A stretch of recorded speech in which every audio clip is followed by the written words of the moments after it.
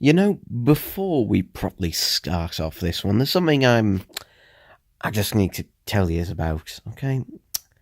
So, about, actually, this was at least 2 or 3 years ago, but it's something that still baffles me to this day. So, I was in a Sambuca's. For those of you who don't know, it's a Italian pizza restaurant with various locations throughout the UK, and I believe in some other countries as well. But anyway, this particular one that I was at, I won't mention the location just in case they want to try and get some money off me. But anyway, the food and that, lovely and that, but I needed to, as you do, take a piss. So, went downstairs to the toilet snap, nice and clean. Unfortunately, the problem rose when it came to the urinals. Now, obviously, if you're a guy, it's bad enough when the urinals don't have dividers. That's just a really awkward thing. I think every place that has urinals should have dividers. Just come on. Easy thing. But this Sambuca's, it sort of did and sort of didn't have dividers at the urinals, although it didn't really work. You see, rather than putting in, regular dividers, which are normally just white marble or plastic, dividing it up, this one decided to have about 4 to 5 inches of glass dividing them. And you just think, what the fuck is the point of that? Yes, it technically divides them, but you can see clearly straight through it. And I don't care if it's stylistic or something, it's not practical at all. I mean, nowadays everything seems to be form over function. Like, I don't know, for example, if you went on a camping trip and that, you've got no supplies with you, and that, but hey, you look good as you're dead in the woods, eh? But that isn't even the biggest problem, alright? So, obviously you're going to piss and that, and obviously you're wary of the other guy looking because he's just going to get jealous of your dick. And hey, I wouldn't blame them. But that wasn't the biggest issue in that, 'cause obviously, hopefully you've managed to survive not looking at each other's dicks, but then you go to wash your hands. And this is where the big problem arises. Now, at this place, at this Sambuca's, there are these huge mirrors ran by the sink, which is, normally a good thing. Normally, like, for example, if you've got a bit of sauce, a bit of food on your face, it's nice to have a nice big mirror so you can clean it off. However, the problem arose that the urinals are side on from the sinks. So, aka side on from the fucking mirror. So, you've done all this, stuff trying to avoid looking at other people's dicks. And then, when you go to wash your hands and you just look up at the mirror, you can't help but see a massive queue of them. All of them reflected in the fucking mirror. I think, who the fuck designed that? You should never have urinals side on from a mirror. Ever. And the worst part is, it's one of those things where you look, but you couldn't help looking because the thing is, you have to walk towards the mirror. So either you've got to walk with your eyes shut or walk looking in the opposite direction. So you're going to go head first into the sink. That's just poor design, poor workmanship. Did no one look at this and think, maybe there's an issue here? No. It's perfectly fine. So the way it is, no matter where you go, like if you went in one of the skulls and that, to try and avoid, obviously, the issue of the dividers not being actual dividers, although they are dividing, you can still clearly see straight through them because it's clear glass. When you go to wash your hands, there you go. I mean, if there wasn't a good an excuse to not wash your hands, then there you go. I'll accept that. I will accept that. You would rather have your hands be dirty than not be looking at other people's dicks. For me, at least personally, that is an acceptable excuse. Obviously, go wash your hands somewhere else or something, but, one of those things like in the moment, just no. You know what? I'm surprised they didn't just go one step further and make the glass 3 times magnified so you can make sure that you see each and every wrinkly detail in their old man dick that you'll see in the mirror. Yeah, that's a great way to finish off a lovely meal, isn't it? Anyway, I digress, but it was just something that's been bugging me for, well, years, ever since I went there, and... Anyway, you lot just want to get on with it anyway, tell a time of my experiences and talk about my life, talk about the shit that happens at USB, sometimes the complete and utter boredom and the questions that arise. Yeah, that's what you like, isn't it? I know it to be true. So why don't I stop talking like this and actually get on with this podcast? Yeah, I think that'll be a good thing. Yes, definitely. So, okay, I'm gonna stop talking like this now, and let's get on with it, shall I?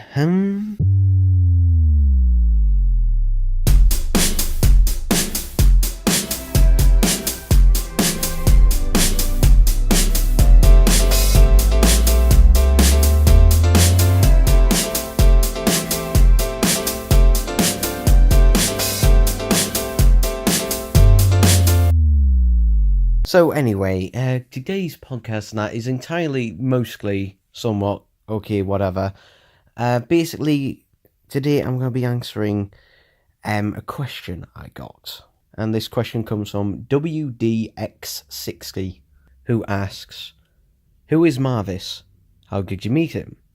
How are you two friends or not? Or is there something more? Can you tell us, please? I'd really like to know. Well, WDX60, I don't know an awful lot about Marvis.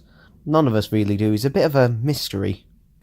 But the first time I ever met Marvis was long time before, obviously, I ever gained my DNA splicing. So, let me start with our first meeting, and maybe you can sort of device who he really is from that, and maybe get a picture of how little I seem to really know him either. But regardless, I remember it was November time. I was 20 at the time, and well, my life as ever seemed to be going absolutely nowhere. After I left sixth form when I was 18, my plan was to try and find some sort of apprenticeship, or at least some sort of employment to sort of keep me going in that for the time. Unfortunately, despite everything, despite me getting not amazing, but good enough qualifications for everything, that meant absolutely nil in the work world. Like, zero, nada. And despite how well-spoken I am, and despite putting on the smartest suits that you could ever think of, ones that were so tight I swear it cut off circulation from my midsection downwards, and always being told that I gave great pictures in interviews and that, and how well that I did with interviews. I was just unlucky, still reaching absolutely zero. The most work I ever seemed to gain was I worked for a month at Milligan's filling in for an employee who was off due to some illness. I don't know, they wouldn't disclose any information about that, but it was a month of working at Milligan's. How great and how much experience do you think I gained from that? And despite being some work experience to put on my CV, it was still worth absolutely nothing. So there I was, 20-year-old me, completely jobless. I remember it was the 20th November, I decided to go out to a pub with Billy. Now you might be thinking, well, where's Tom in this scenario? Well, although I had been friends with Tom at school, just like I had with Billy, I was closer with Billy, and plus, Tom, I think, had gone off to university or something by this point. In fact, no, I'm sure he had. So the only way I really kept in contact with him was through Facebook, whereas Billy had done pretty much nothing the same as me since leaving sixth form. Now, you might be thinking that, we met up to try and drink away our troubled woes and stuff. No, it wasn't like that at all. I mean, to be honest, I didn't even really drink that much. I would have had, what? Let's see, 3 pints at the most? I mean, I just wanted to really just have a chat. That was one of the things I missed about sixth form and school in general, is that you just get to have a nice chat with people, you know, on your break time, on your lunch break, and that, just for as long as you like, and you know your friends are always there because they go to the same school and that as you, but, well, obviously now that wasn't the case, and that most of us were separate. I mean, I did have other friends other than Tom and Billy and that, but well, those were 2 of the closer ones. And even then, Tom felt a bit more distant than Billy did. Obviously, things changed, and that, I mean, I think Tom still has a little bit of distance from me, but I think that's probably because, well, actually, I don't know in the end. But anyway, there we were in this pub. I believe it's called the Billy Goat. I think the only reason I chose that one is, obviously, well, if you've got a friend called Billy and the pub's called the Billy Goat, obvious jokes are obvious, but I'm going to tell them anyway. But anyway, despite me only having about 3 pints, we managed to stay there all the way up until closing time. Let's see, we must have been there from, I'd say, around 8 o'clock to around about midnight-ish, or just after then, I don't know. By that point, my whole concept of time had completely gone. Obviously, it was November time, so it was pretty dark when we got there, and that, so really, it didn't really get any much darker into the night, so it was really hard to tell the passage of time. But anyway, me and Billy both staggered out of the Billy Goat. Billy, more drunk than me. I don't know if that's either because he's either a bit of a lighthead, or maybe he just had more pints than me. I don't know, when the glasses are on the table and that, it's hard to keep track of who's when they're empty. Especially when they get taken away by whoever's there to supposedly try and clean up the tables, although really they just take the drinks and that off the tables. They don't wipe them down. Like, seriously, those things are so sticky. Like, seriously, people who are trying to invent, you know, the most strongest super glue in the world and that, you're wasting your time. Just find whatever substance is on a bar table and, hell, just copy that or use that, and then there you go, you've got the stickiest substance in the world. I'm going off on one again. Yeah, I do that. My mind never seems to keep focus on anything. It seems to wander around a bit. You know, it's weird. It's just like in every conversation, it never stays on one topic. It can go from one thing to the other, and some of the things it goes on to is just weird. Like, for example, I can start talk about what I had for breakfast this morning, and then suddenly I'm making sexual jokes about In the Night Garden titles, such as Eagle Piggle wants a cuddle. Really, that's appropriate, isn't it? And I do believe that is a genuine title, so, you know, look it up. Anyway, go back to what I was on before. Oh yes. So, me and Millie just, you know, walking, sort of slightly swaying along, and that, and then suddenly 3 guys all dressed in purple armour with purple helmets on approach us from an alleyway just in the distance. Obviously, my reaction is, it's a bit late for Halloween, isn't it? Clearly not my best moment, and maybe not my best choice of words. They then began to charge up at us. Not exactly sure on what to do, I clenched my fists and held them up at them, Billy attempting to do the same. But even, I think, if we were fully sober, which, to be honest, I was pretty close to being, though I think the fact that I'd spread those 3 pints out over such a long period of time, that every time that I took another drink and that, the sort of drunkenness was just beginning to go into effect, and then obviously adding another just added to it. But suffice to say, they quickly had me and Billy on the ground. They then handcuffed us both, hurled us both up to our feet, then shoved us along the alleyway. They walked us to an old bike repair shop. This place had pretty much been abandoned since the early 90s, I believe. They then knocked us to the ground and dragged us into the back. They then got out some old cardboard boxes which had presumably once held bikes. They ripped them up and scattered them all around the room. One of them then placed a couple of empty beer bottles next to where me and Billy were slouched down against the wall. Then the one who had just put the empty beer bottles next to us opened a fresh one and poured it on the cardboard that was nearest to us. Then, when it was empty, placed that bottle on the ground as well. Obviously, by this point, I'd worked out what was happening.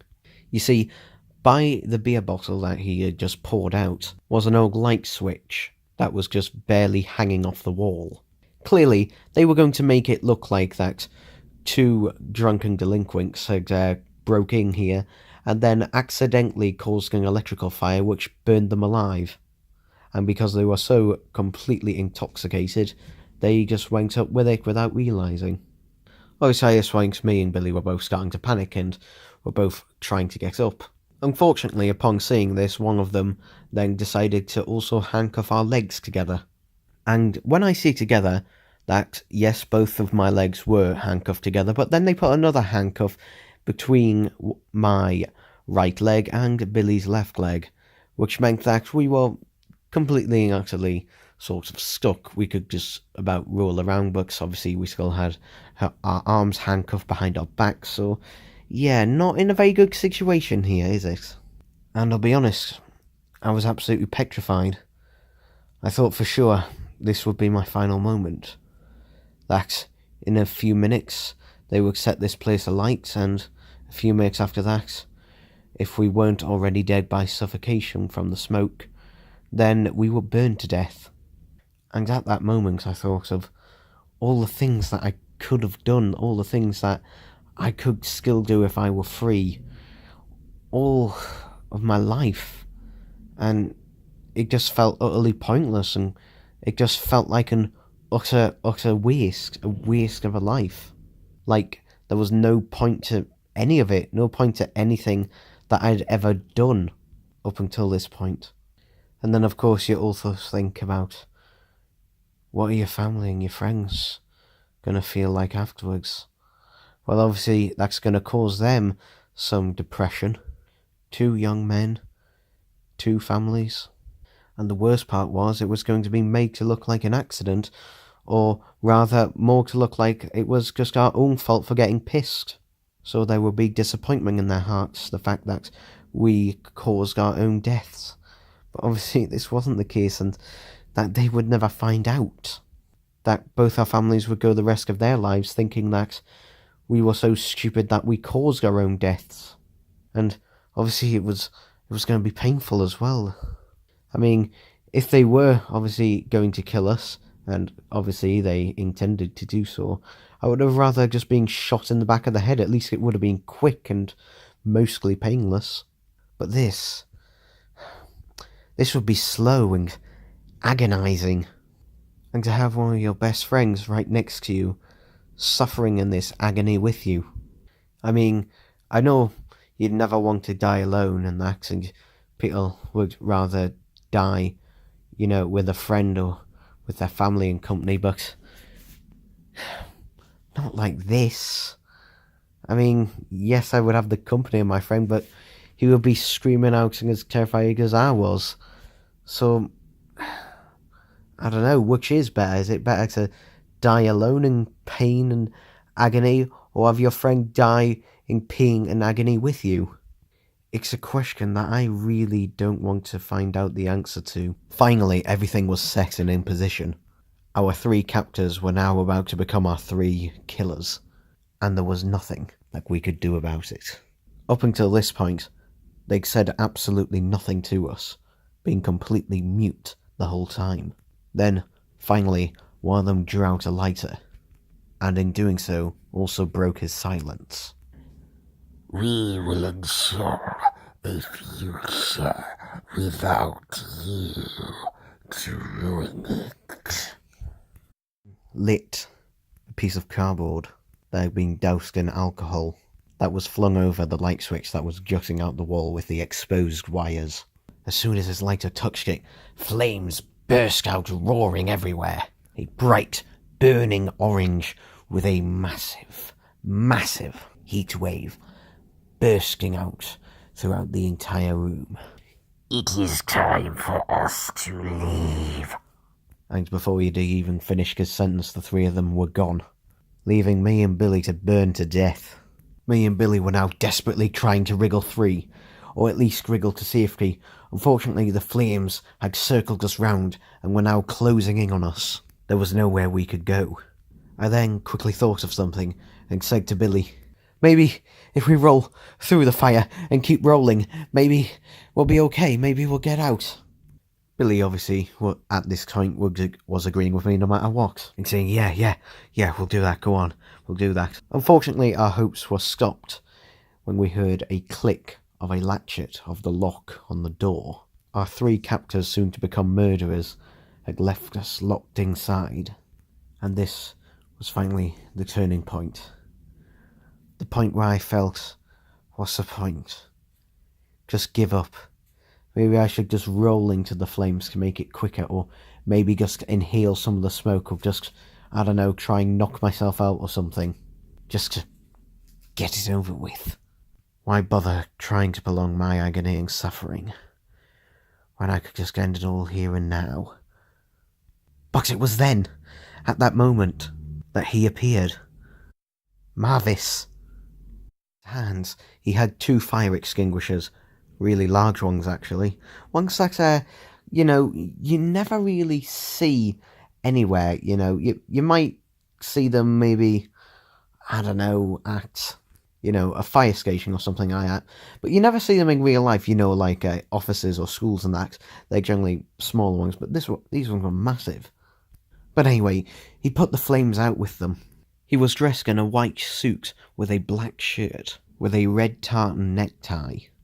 His hair was black, and it was cut in the style of something from the 60s, or maybe the 80s. He calmly just walked over to us and said, "Sorry, a bit late." Me and Billy were just utterly astounded. We didn't know who he was, where he came from, or how he got in. Obviously now I realise that he would have teleported in. But at the time this was all new and fascinating. He manages to pick the locks and the handcuffs. We obviously thanked him for saving us, but we also asked who the hell he was and who the hell were they. And then he said something that never really made sense to me, although now I know exactly what he was talking about. He said that they had discovered some information that had been written down years ago, but it was regarding the future, and that they wanted to stop that future from happening by killing me here and now. Obviously, I had no idea what he was talking about, and I asked for some more details. But he said he couldn't, and now I know why. Not to toot my own horn, but I imagine that more than likely it was Dorothy's message. And I imagine that the 3 captors and that who came after us, who were dressed in purple armour and that, were most likely space pirates. Whether they were the same ones as the ones I encountered, who knows? Maybe some other space pirate stole some information from space pirates. It's always hard to tell. Me and Billy then obviously asked, who he was. He just said, "Well, my name's Marvis. I'm an intergalactic being who can teleport to anywhere and everywhere at will. Well, almost, anyway." I asked him how he was able to do this, though. He said that's just something too complicated to explain. Before I got a chance to ask him any more questions, like how did he know about all this, how did he know that they would, be capturing me and be setting me alight, he just sort of smiled at me and said, "We'll see you later." And with that, he teleported away right in front of us. Me and Billy then just walked to the nearest bus stop and just sat, utterly in silence, and just the uttermost shock on our faces. We didn't know how to process the situation. I mean, it made utter nonsense. It just doesn't make sense at all to us. I did debate it in my head, whether it was all real, or whether maybe just, hoping, really, really hoping, really, at the time that I just maybe had more than 1 or 2 or 3 beers. Maybe I'd had about 12, who knew? But as I smelt my clothes, the smell of smoke and ash on them I knew that it was all real. And it's just one of those things that you can't really process in your head. I mean, how do you? You just go in and accept it all, accept everything just the way it is. I mean, that's how people, normally say it. You just should accept life and that as it is. Don't question anything at all. Just go with the flow and accept everything, yada, yada, yada. And then there's the opposite spectrum saying you should question everything. You should do absolutely nothing in life without questioning it first. You know what? There's never anything in the middle. It's just like, I don't know, your political stand, either you're far left or you're far right. And if you're in the middle, you're just one of those people who seems undecided. Although that's not true. Why is there never anyone or any parties or anything where you're just in the middle? You're just unsure about things. So you don't know where things are going to go. And you don't know what's going to happen next. Where literally anything could possibly happen. You just don't know what to do with yourself anymore. I mean, I don't really believe that anyone is always bang on in the centre. You're always slightly to one side, but you know what?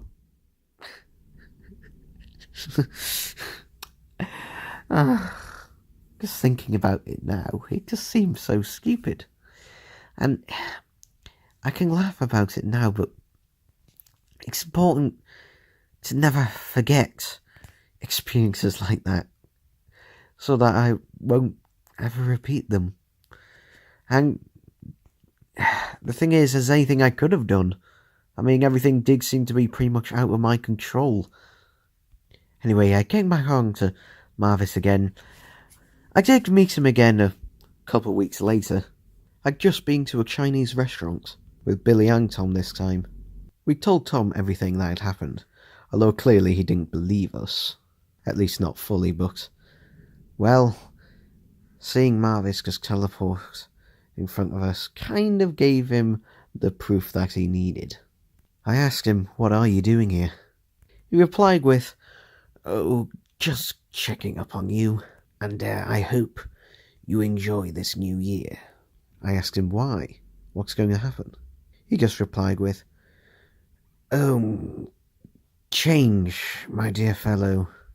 Change is on the horizon, and all three of your lives will never quite be the same again."